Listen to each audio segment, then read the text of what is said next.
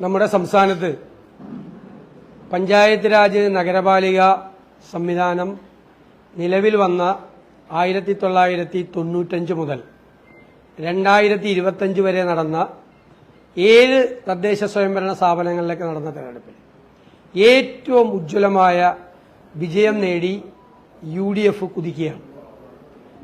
ഈ 7 തെരഞ്ഞെടുപ്പിലെയും ഏറ്റവും വലിയ വിജയമാണ് 2025 പ്രാദേശിക സർക്കാരുകളിലേക്ക് നടന്ന തെരഞ്ഞെടുപ്പിൽ UDF നേടിയിരിക്കുന്നത്. ഈ വലിയ വിജയം UDFന് സമ്മാനിച്ച കേരളത്തിലെ എല്ലാ വിഭാഗം ജനങ്ങളോടും ഞങ്ങൾക്ക് വലിയ കടപ്പാടുണ്ട്. ഞാൻ അവരോട് ഹൃദയം നിറഞ്ഞ നന്ദി പ്രകാശിപ്പിക്കാൻ ഞാൻ ഈ അവസരം വിനിയോഗിക്കുകയാണ്. തീർച്ചയായും ഈ തെരഞ്ഞെടുപ്പിലെ അജണ്ട ഉണ്ടാക്കിയത് പ്രതിപക്ഷമാണ്. പ്രതിപക്ഷം മുന്നോട്ട് വെച്ച അജണ്ടയാണ് ഈ തെരഞ്ഞെടുപ്പ് കാലത്ത് ചർച്ച ചെയ്യപ്പെട്ടത്. ഞങ്ങൾ ഗവൺമെന്റിനെതിരായിട്ടുള്ള കുറ്റപത്രം സമർപ്പിക്കുകയും അതേ അവസരത്തിൽ ഞങ്ങൾക്ക് അധികാരം തന്നാൽ ഞങ്ങൾ എന്ത് ചെയ്യും എന്നുള്ളൊരു കൃത്യമായ നിലപാട് സ്വീകരിക്കുകയും ചെയ്തു. ഞങ്ങളുടെ കുറ്റപത്രവും ഞങ്ങൾ സമർപ്പിച്ച മാനിഫെസ്റ്റോയും ഗൌരവത്തോടുകൂടി കേരളത്തിലെ ജനങ്ങൾ ചർച്ച ചെയ്യുന്നുണ്ടായിരുന്നു. ഞങ്ങൾക്ക് അതിനെക്കുറിച്ചുള്ള കൃത്യമായ ബോധ്യവും കൃത്യമായ ഫീഡ്ബാക്കും ഞങ്ങൾക്കുണ്ടായിരുന്നു. LDFന് കനത്ത പരാജയമാണ് ഈ തെരഞ്ഞെടുപ്പിൽ ഉണ്ടായത്. നിങ്ങൾക്കറിയാം, 2020 തെരഞ്ഞെടുപ്പിൽ 580 ഗ്രാമപഞ്ചായത്തുകൾ LDFനുണ്ടായിരുന്നു. അത് ഇപ്രാവശ്യം 345 ഗ്രാമപഞ്ചായത്തുകളിലേക്ക് താഴ്ന്നിരിക്കുകയാണ്. UDF അത് 340 നിന്ന് 500 ഉയർത്തി. ബ്ലോക്ക് പഞ്ചായത്തുകൾ LDFന് 111 നിന്ന് LDF 68 കൂപ്പുകുത്തിയപ്പോൾ ഞങ്ങൾ 40 നിന്ന് ഞങ്ങൾ 77 കുതിച്ചു. ജില്ലാ പഞ്ചായത്ത് 11 ജില്ലാ പഞ്ചായത്തുകളിൽ നിന്ന് LDF 7 പോയപ്പോൾ ഞങ്ങൾ 3 നിന്ന് 7 8 എന്നുള്ളൊരു സംശയം മാത്രമേ ഉള്ളൂ. ഒന്നുകിൽ 7 അല്ലെങ്കിൽ 8 ജില്ലാ പഞ്ചായത്തുകൾ ഉണ്ടാവും. നഗരസഭകൾ LDF 42 നിന്നും 28 താഴേക്ക് പോയപ്പോൾ UDF 42 നിന്നും 54 കുതിച്ചു. കോർപ്പറേഷൻ നിങ്ങൾക്കറിയാം, 5 കോർപ്പറേഷനുകൾ കേരളത്തിൽ LDFനുണ്ടായിരുന്നു. ഇപ്പോൾ ഒരു കോർപ്പറേഷനിലേക്ക് മാത്രമായി ചുരുങ്ങിയപ്പോൾ ഞങ്ങൾ 1 നിന്ന് 4 ഉജ്ജ്വലമായ വിജയം നേടുകയും മറ്റ് 2 കോർപ്പറേഷനുകളിലും നല്ല നിർണായകമായ നേട്ടങ്ങൾ കൈവരിക്കുകയും ചെയ്തു. തീർച്ചയായിട്ടും ഇതൊരു വലിയ വിജയമായി ഞങ്ങൾ കാണുന്നു. ഈ വിജയത്തിന് കാരണം ടീം UDF ആണ്. ഞാൻ നിലമ്പൂർ ഇലക്ഷൻ കഴിഞ്ഞപ്പോൾ നിങ്ങളോട് പറഞ്ഞതാണ്, ഒരുമിച്ചാണ് ഞങ്ങൾ വർക്ക് ചെയ്തത്. ടീം UDF, അതിന് നേതൃത്വം കൊടുക്കുന്ന കോൺഗ്രസ് പാർട്ടി, KPCC, അവര് എല്ലാ വിധത്തിലുള്ള കാര്യങ്ങളെല്ലാം ചെയ്തു. കൃത്യമായ പാർട്ടിയെ സംഘാടനം ചെയ്തു. അഖിലേന്ത്യാ കോൺഗ്രസ് കമ്മിറ്റി ഒരുപാട് സഹായങ്ങൾ, ഞങ്ങൾക്ക് ആവശ്യമായ മാർഗനിർദ്ദേശങ്ങൾ, എല്ലാ സഹായങ്ങളും ചെയ്തു. AICCയുടെയും KPCCയുടെയും ഭാഗത്തുനിന്നുണ്ടായ നേതൃപരമായ സംഭാവനകളെ ഞാൻ വളരെയധികം നന്ദിയോടുകൂടി പറയുന്നു. UDFലെ എല്ലാ ഘടകകക്ഷികളും ചേർന്ന് ഒറ്റ പാർട്ടിയെ പോലെയാണ് ഞങ്ങളെല്ലാവരും നിന്നത്. ഞാനൊരു അവകാശവാദം കൂടി തെരഞ്ഞെടുപ്പിന് മുമ്പ് പറഞ്ഞിരുന്നു, അതിപ്പോൾ ശരിവയ്ക്കുന്നു. UDF എന്ന് പറയുന്നത് പലരും വിചാരിക്കുന്നത് പോലെ എല്ലാവരും അല്ല, കുറെ പാർട്ടികളുടെ ഒരു കോൺഫെഡറേഷൻ മാത്രമല്ല. എന്തുകൊണ്ടാണ് വിജയിക്കുമെന്ന് നിങ്ങൾ ഉറപ്പു പറയുന്നത് എന്ന് ചോദിച്ചപ്പോൾ ഞാൻ പറഞ്ഞ മറുപടി, ഇന്നത്തെ UDF കുറെ രാഷ്ട്രീയ പാർട്ടികളുടെ ഒരു കോൺഫെഡറേഷൻ മാത്രമല്ല, അത് ഒരുപാട് സാമൂഹ്യ ഘടകങ്ങൾ കൂടി ഉൾപ്പെടുന്ന ഒരു വലിയ പൊളിറ്റിക്കൽ പ്ലാറ്റ്ഫോമാണ്. ഇതായിരുന്നു ഞങ്ങളുടെ വിജയിക്കുമെന്നതിന്റെ ഏറ്റവും വലിയ അവകാശവാദം. ഇത് ഇന്നൊരു വലിയ കേരളത്തിലെ ഏറ്റവും വലിയ പൊളിറ്റിക്കൽ പ്ലാറ്റ്ഫോമാണ് ടീം UDF എന്നാണ് ഈ തെരഞ്ഞെടുപ്പിലൂടെ ജനങ്ങൾ തെളിയിച്ചിരിക്കുന്നത്. അതാണ് ഇനി വരാനിരിക്കുന്ന കാലത്തിന്റെ മാറ്റം. കഴിഞ്ഞ ഉപതെരഞ്ഞെടുപ്പുകളിലെ വിജയത്തിന്റെ തുടർച്ചയാണ്. ആ ഉപതെരഞ്ഞെടുപ്പുകളിലെ വിജയവും ഈ ലോക്കൽ ബോഡിയിലേക്ക് നടന്ന വിജയത്തിന്റെയും പ്രധാന കാരണം ടീം UDF എന്നുള്ളത് കേരളത്തിലെ ഏറ്റവും ശ്രദ്ധേയമായ ഒരു പൊളിറ്റിക്കൽ പ്ലാറ്റ്ഫോമായി മാറിയിരിക്കുന്നു എന്നുള്ളതാണ്. LDFന്റെ പരാജയത്തിന്റെ ഏറ്റവും പ്രധാനപ്പെട്ട കാരണം സർക്കാരിനെ ജനങ്ങൾ വെറുക്കുന്നു എന്നാണ്. ഒന്നാമത്തെ കാര്യം, വെറുക്കുന്നു. എല്ലാ സർക്കാരുകളോടും കേരളത്തിലെ ജനങ്ങൾക്ക് എതിർപ്പുകൾ ഉണ്ടായിട്ടുണ്ട്. പക്ഷെ ജനം വെറുക്കുന്ന ഒരു ഗവൺമെന്റായി പിണറായി സർക്കാർ മാറി. രണ്ടാമത്തെ കാര്യം എന്ന് പറയുന്നത് അവർ കാണിച്ച വർഗീയതയാണ്. ഞങ്ങൾ പല പ്രാവശ്യം പറഞ്ഞു, പാർലമെന്റ് തെരഞ്ഞെടുപ്പ് വരെ ന്യൂനപക്ഷ വർഗീയത, പാർലമെന്റ് തെരഞ്ഞെടുപ്പ് കഴിഞ്ഞപ്പോൾ ഭൂരിപക്ഷ വർഗീയത. ശ്രീ പിണറായി വിജയൻ, ബഹുമാനപ്പെട്ട കേരളത്തിന്റെ മുഖ്യമന്ത്രി, കൊണ്ടു നടന്ന പല ആളുകളും ഈ വർഗീയത ആളിക്കെത്തിക്കാൻ വേണ്ടി ശ്രമിച്ചു. വർഗീയത BJPയുടെ അതേ അജണ്ടയാണ് CPM ഉണ്ടാക്കിയത്. BJP ഒരു വർഗീയ ഫാസിസ്റ്റ് കക്ഷിയാണ്. അവർ ജനങ്ങളെ തമ്മിൽ ഭിന്നിപ്പുണ്ടാക്കിക്കാൻ ശ്രമിച്ചപ്പോൾ CPM അതേ പാതയിലൂടെ സഞ്ചരിച്ചു. ഇന്ന് BJPക്ക് ഏതെങ്കിലും സ്ഥലങ്ങളിൽ തിരുവനന്തപുരം ഉൾപ്പെടെ നേട്ടങ്ങൾ ഉണ്ടായിരുന്നെങ്കിൽ അതിന്റെ പ്രധാനപ്പെട്ട കാരണം CPM കളിച്ച ഈ ഭൂരിപക്ഷ വർഗീയ പ്രീണനമാണ്. അതിന്റെ ഗുണഭോക്താവ് CPM ആയിരുന്നില്ല, BJP ആയിരുന്നു. ഞങ്ങൾ മുൻകൂട്ടി മുന്നറിയിപ്പ് നൽകിയതാണ്. 1987 EMS നമ്പൂതിരിപ്പാട് എടുത്ത തന്ത്രം 2025ലും 26ലും വിലപ്പോവില്ല. അദ്ദേഹത്തിന്റെ 87ലെ തന്ത്രത്തിനന്ന് ഗുണമുണ്ടായി. ഇന്ന് അതല്ല. ഇന്ന് അതിന്റെ ഗുണഭോക്തായി മാറുന്നത് വർഗീയ ഫാസിസ്റ്റ് ശക്തികളായിരിക്കും എന്ന UDFന്റെ മുന്നറിയിപ്പിന് അടിവരയിടുന്ന സംഭവം കൂടിയാണ് ഉണ്ടായത്. മാത്രമല്ല, എത്ര നിസ്സാരമായിട്ടാണ്, എത്ര മോശമായിട്ടാണ് ജനവിധിയെ CPM വിലയിരുത്തുന്നത്. CPMന്റെ ഒരു മുതിർന്ന നേതാവ് പറഞ്ഞത്, MM മണി ജനങ്ങളെ ആക്ഷേപിക്കുകയാണ്. ക്ഷേമ പെൻഷനൊക്കെ വാങ്ങി നന്നായി ശാപ്പാട് കഴിച്ച് നൈമിഷികമായ വികാരത്തിൽ വോട്ട് ചെയ്തു. ഇതെല്ലാം വാങ്ങി ഭംഗിയായി ശാപ്പാട് കഴിച്ചവർ ഞങ്ങൾക്കിട്ട് വെച്ചു. ആരെങ്കിലും ചായ വാങ്ങിത്തന്നാൽ മര്യാദ കാണിക്കണം. ഇതാണ് മുതിർന്ന CPM നേതാക്കൾ, CPM നേതാവ് കേരളത്തിലെ ജനങ്ങളെ അപമാനിച്ചുകൊണ്ട് സംസാരിച്ചത്. ഇത് മുഖ്യമന്ത്രി പിണറായി വിജയൻ അടക്കമുള്ള CPM നേതാക്കളുടെ മനസ്സിലിരിപ്പാണ്. അവരുടെ വീട്ടിൽ നിന്നല്ല ആർക്കും ഔദാര്യം കൊടുക്കുന്നത്, സംസ്ഥാനത്തിന്റെ ഖജനാവിൽ നിന്നാണ്. സംസ്ഥാനത്തെ എല്ലാ വിഭാഗങ്ങളും കൊടുക്കുന്ന നികുതി പണത്തിൽ നിന്നാണ് അവരെന്തെങ്കിലും ക്ഷേമ പരിപാടികൾ നടത്തുന്നത്. ക്ഷേമ പരിപാടികൾ നടത്തിയ ആദ്യത്തെ ഗവൺമെന്റ് അല്ല ഇത്. ക്ഷേമ പരിപാടികളെ അട്ടിമറിച്ച ഗവൺമെന്റാണ്. ഇവര് കേരളത്തിലെ സാമ്പത്തികമായി കേരളത്തിന്റെ ഖജനാവിനെ തകർത്ത് തരിപ്പണമാക്കിയ സമ്പദ് വ്യവസ്ഥയെ നശിപ്പിച്ച ഗവൺമെന്റാണ്. എന്നിട്ട് അവര് പറയാണ് അവരുടെ ഔദാര്യം കൈപ്പറ്റി ശാപ്പാട് കഴിച്ചിട്ട് ഇവരുടെ വീട്ടിൽ നിന്ന് എടുത്തു കൊടുത്താണ് ഇതെല്ലാം. എന്നിട്ട് അവർക്കിട്ട് തിരിച്ചിട്ട് പണി കൊടുത്തു എന്ന് പറയുന്നത് CPM നേതാക്കന്മാരുടെ മനസ്സിലിരിപ്പാണ്. തോറ്റിട്ടും തോൽപ്പിച്ച ജനങ്ങളോട് എത്ര മോശമായിട്ടാണ്, എത്ര അപമര്യാദയായിട്ടാണ് CPM പെരുമാറുന്നത് എന്നതിന്റെ ഏറ്റവും വലിയ ഉദാഹരണമായി ഞാനിതിനെ കാണുകയാണ്.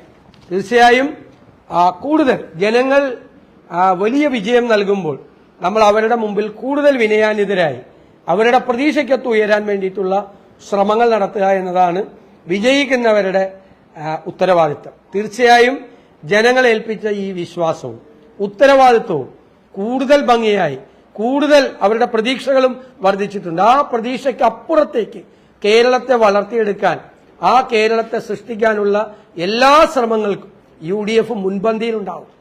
കേരളത്തിലെ എല്ലാ പ്രശ്നങ്ങൾക്കുമുള്ള പരിഹാരമായിരിക്കും ടീം UDF.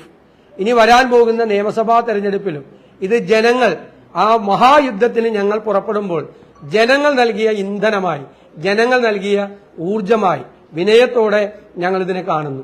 അടുത്ത മഹായുദ്ധത്തിൽ വിജയിക്കാൻ വേണ്ടിയിട്ടുള്ള ശക്തിയാണ് ഞങ്ങൾക്ക് തന്നത്. അതിന് ഞാൻ ഒരിക്കൽ കൂടി കേരളത്തിലെ എല്ലാ വിഭാഗം ജനങ്ങളോടും ഞങ്ങൾക്ക് തീർത്താൽ തീരാത്ത കടപ്പാടോടുകൂടിയ നന്ദി ഞാൻ ഈ അവസരത്തിൽ പ്രകാശിപ്പിക്കുന്നു.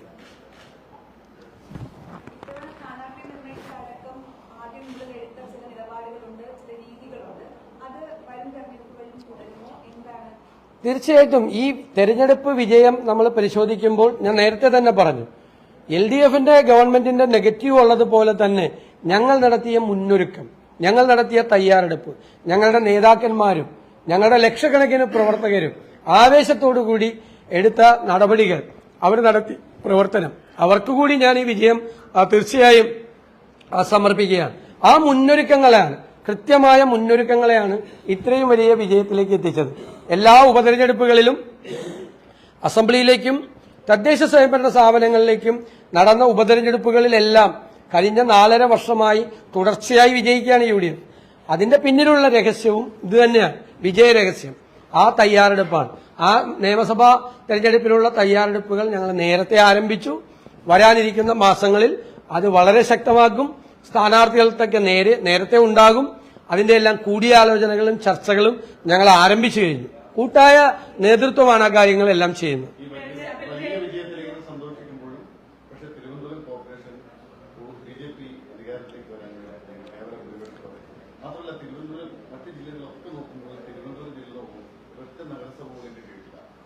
അല്ല, അത് ഓരോ ജില്ലകളിലും നമ്മൾ പ്രത്യേകമായിട്ട് പരിശോധിക്കണം. തിരുവനന്തപുരം ജില്ലയിൽ ഞങ്ങൾ കോർപ്പറേഷനിൽ ഞങ്ങളുടെ സീറ്റ് ഏകദേശം ഇരട്ടിയാക്കി. ഇവിടെ ഈ സീറ്റ് നിശ്ചയിച്ചതാരാ? ഈ സീറ്റുകൾ ഡിവൈഡ് ചെയ്താരാ? എല്ലാം കോർപ്പറേഷനിൽ CPM നേതാക്കന്മാരെ ആണ് വന്നിരുന്നത്.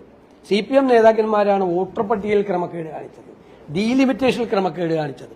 സംസ്ഥാനത്ത് ഉടനീളം ചെയ്തു. തിരുവനന്തപുരത്ത് അതെല്ലാം ചെയ്തു. BJPക്ക് ജയിക്കാനുള്ള വഴിയൊരുക്കി കൊടുക്കുകയാണ് യഥാർത്ഥത്തിൽ തിരുവനന്തപുരത്ത് CPM ചെയ്തത്. സംശയം എന്താ? പിന്നെ എല്ലാ ജില്ലകളിലും ജയിക്കുമോ? തിരുവനന്തപുരത്ത് നിങ്ങൾ അതേ എങ്ങനെയാണ്?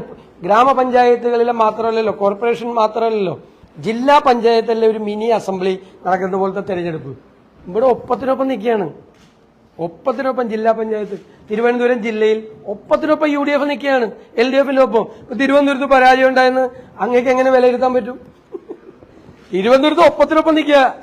BJP ഒന്നും അല്ലല്ലോ, LDF UDF ഒപ്പത്തിനൊപ്പം നിൽക്കുക. ഞങ്ങൾക്ക് കഴിഞ്ഞ പ്രാവശ്യം എത്ര സീറ്റ് ഉണ്ടായിരുന്നു? ഞങ്ങൾക്ക് തിരുവനന്തപുരത്തൊക്കെ ഞങ്ങൾക്ക് എത്ര സീറ്റ് ഉണ്ടായിരുന്നു? വളരെ കുറച്ച് സീറ്റ് ഞങ്ങൾക്ക് ഉണ്ടായിരുന്നുള്ളൂ. അതിൽ നിന്നൊക്കെയാണ് ഞങ്ങൾ ഈ വൻ വിജയം നേടി ഞങ്ങൾ തിരിച്ചു വരുന്നത്. കോർപ്പറേഷനിലും അതുപോലെ അതിലല്ലാതെ ഇപ്പൊ ഞാൻ പറഞ്ഞല്ലോ, ജില്ലാ പഞ്ചായത്ത് കിട്ടാത്ത സ്ഥലങ്ങളിലെല്ലാം ഞങ്ങളുടെ സീറ്റുകളുടെ എണ്ണം ഇരട്ടിയായി. ജില്ലാ പഞ്ചായത്ത് കിട്ടാത്ത സ്ഥലത്തൊക്കെ ഇരട്ടിയായി. നേരത്തെ ഉണ്ടായിരുന്ന കഴിഞ്ഞ പ്രാവശ്യം ഉണ്ടായിരുന്ന ജില്ലാ പഞ്ചായത്ത് എണ്ണത്തിന്റെ ഇരട്ടിയായി. ഇപ്പൊ കൊല്ലത്തൊക്കെ ഞങ്ങൾ സംഘടനാപരമായി കൊല്ലം, കോഴിക്കോട് ജില്ലകളിൽ ഒക്കെ സംഘടനാപരമായി പിന്നോക്കം നിൽക്കുന്ന സ്ഥലങ്ങളാണ്. എല്ലാ തെരഞ്ഞെടുപ്പ് വരുമ്പോഴും ഞങ്ങൾ തോറ്റിരുന്ന സ്ഥലങ്ങളാണ്. ആ കോഴിക്കോട് ഞങ്ങൾ കോർപ്പറേഷൻ ഞങ്ങൾ ഉറപ്പിച്ചു നിർത്തിയിരിക്കുകയാണ് ഇപ്പോഴും CPMന്. ജില്ലാ പഞ്ചായത്ത് ഒപ്പത്തിനൊപ്പം നിൽക്കുകയാണ് കോഴിക്കോട് പോലത്തെ സ്ഥലത്ത്.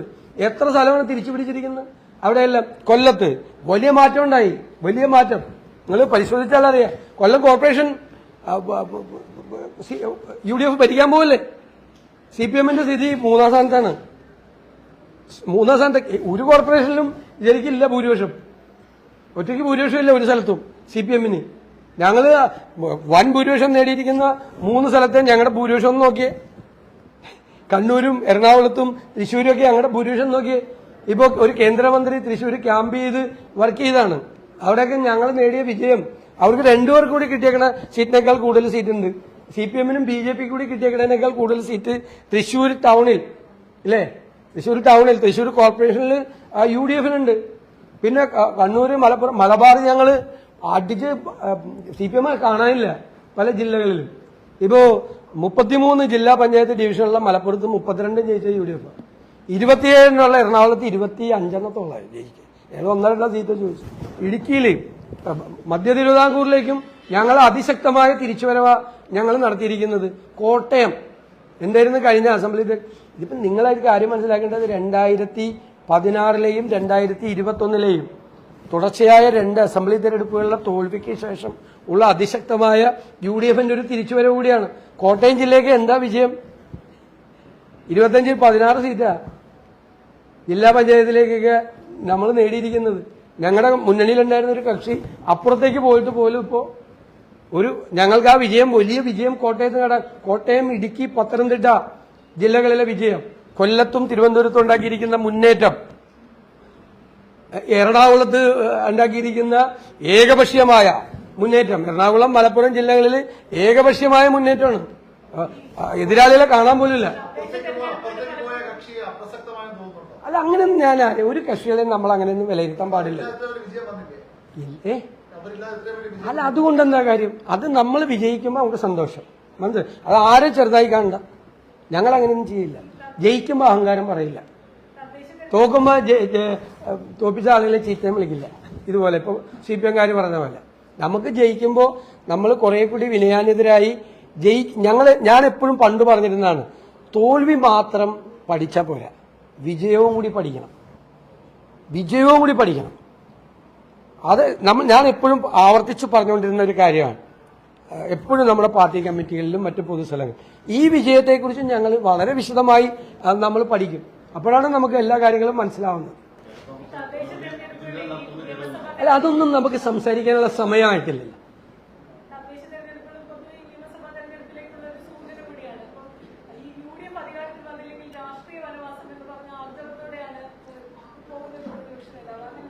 അല്ല, തീർച്ചയായിട്ടും ഞാൻ അതൊക്കെ വാക്കു പറഞ്ഞതല്ലേ.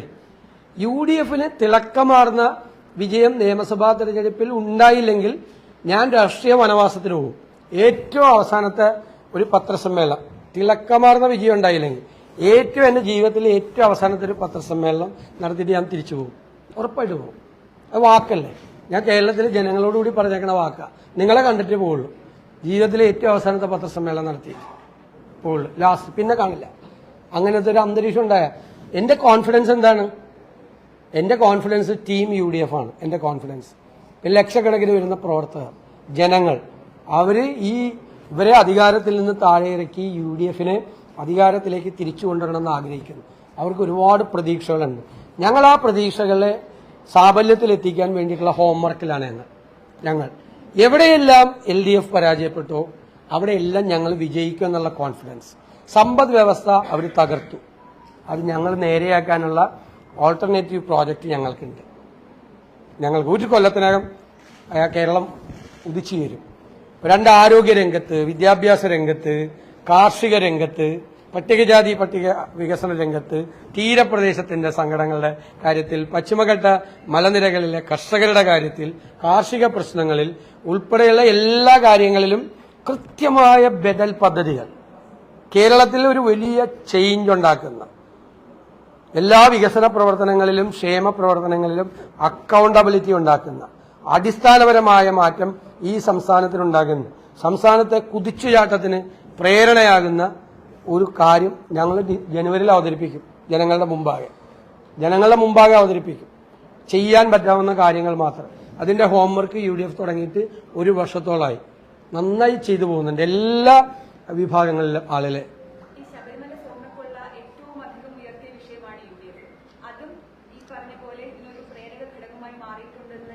ഉറപ്പായിട്ടും ഞാൻ പറഞ്ഞല്ലോ, ഞാനത് വിശദീകരിച്ച എല്ലാ കുറ്റപത്രവും പറയായിരുന്നതുകൊണ്ടാണ്.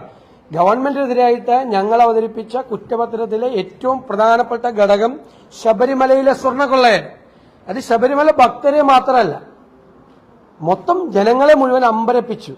കാരണം 2 മുതിർന്ന നേതാക്കൾ, മുഖ്യമന്ത്രിയുമായി ഏറ്റവും അടുത്ത ബന്ധമുള്ള 2 മുതിർന്ന നേതാക്കൾ, 2 മുൻ ദേവസ്വം ബോർഡ് പ്രസിഡന്റുമാർ അയ്യപ്പന്റെ സ്വർണം കവർന്നതിന് ജയിലിൽ കിടന്നിട്ട് അവർക്കെതിരായി നടപടിയെടുക്കാൻ പോലും ധൈര്യമില്ലാത്ത പാർട്ടിയാ CPM. അവർക്ക് കൊടപിടിച്ചു കൊടുക്കുകയായിരുന്നു ഗവൺമെന്റ്. തീർച്ചയായും ഞങ്ങൾ ജനങ്ങളുടെ മുന്നിൽ അത് അവതരിപ്പിച്ചിട്ടുണ്ട്. BJP അതിൽ നിന്ന് ഒളിച്ചോടി. ഇവർ തമ്മിലുള്ള അവിഹിതമായ ബന്ധം കൊണ്ടാണ് BJP അതിൽ നിന്ന് ഒളിച്ചോടിയത്. ശബരിമല വിഷയം അവര് ഉയർത്താതെ, ശബരിമല ഒരു വിഷയമല്ലെന്നാണ് BJP നേതാക്കൾ പറഞ്ഞു. ഒരു വിഷയമല്ലെന്ന് പറഞ്ഞത് ഞങ്ങൾ പറഞ്ഞ വിഷയമാണെന്ന് പറഞ്ഞു. വിഷയമായിരുന്നു, ഞങ്ങൾ എല്ലായിടത്തും പറഞ്ഞു. ആ വിഷയത്തെ സൈഡ് ലൈൻ ചെയ്യാൻ വേണ്ടിയിട്ട് ഒരുപാട് ശ്രമം CPM-ന്റെ നേതൃത്വത്തിൽ നടന്നു. അതുകൊണ്ടാണ് ഞാൻ SIT-യുടെ മീതെ സമ്മർദ്ദം ചെലുത്തുന്നു മുഖ്യമന്ത്രിയുടെ ഓഫീസ് എന്ന് പറഞ്ഞത്. ഇലക്ഷൻ വരെ ചില ആളുകളെ ചോദ്യം ചെയ്യുന്നതും അറസ്റ്റുമൊക്കെ മാറ്റിവെക്കാൻ വേണ്ടി, കാരണം ഇലക്ഷനിൽ വീണ്ടും ആ വിഷയം വരരുത് എന്ന് കരുതിയിട്ട്. അതൊക്കെ അത് നമ്മൾ ഹൈക്കോടതിയുടെ നിരീക്ഷണത്തിൽ നടക്കുന്ന അന്വേഷണമാണ്. ഞങ്ങൾ ഇതുവരെ SIT-യുടെ അന്വേഷണത്തിൽ അതൃപ്തി പ്രകടിപ്പിച്ചിട്ടില്ല. കാരണം അവർ കുറെ കാര്യങ്ങൾ മുന്നോട്ട് പോയിട്ടുണ്ട്. പക്ഷെ അവരുടെ മീതെ വലിയ സമ്മർദ്ദമുണ്ട്. അത് കോടതി ശ്രദ്ധിക്കും. കോടതി അവർക്ക് ധൈര്യം കൊടുത്ത് അവരെ കൊണ്ട് കൂടുതൽ കാര്യങ്ങൾ ചെയ്യിക്കും. ഇത് നമ്മളെല്ലാവരും ഇവിടെ ഉണ്ടല്ലോ, നമുക്ക് അറിയാമല്ലോ എങ്ങോട്ടാണ് ഇത് പോകുന്നതെന്ന് അറിയാമല്ലോ. അപ്പൊ നമുക്ക് ആ ഘട്ടത്തിൽ പറയാം. തീർച്ചയായിട്ടും